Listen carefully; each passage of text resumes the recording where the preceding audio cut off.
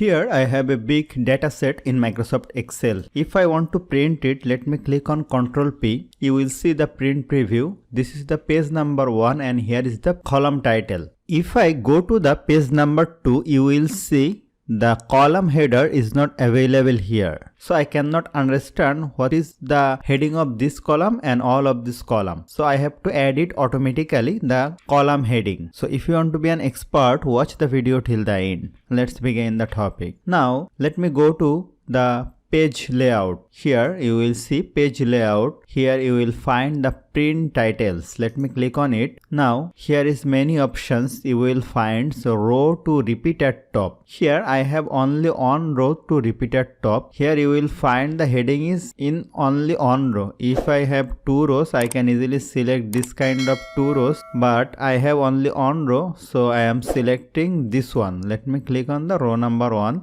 Let me click on print preview. Then you will see the row number 1 is top of my page number 1, here page number 2, and here page number 3. Let me go to back. Again click on print titles, and here let me click on OK. Now if I press Ctrl P, you will find the row title is above my page number 1, page number 2 and page number 3. If I print the data, I will understand it very easily what is the column header. So hope you found this video helpful. If you like this video, please share this video with your friends and family and don't forget to subscribe. Thank you.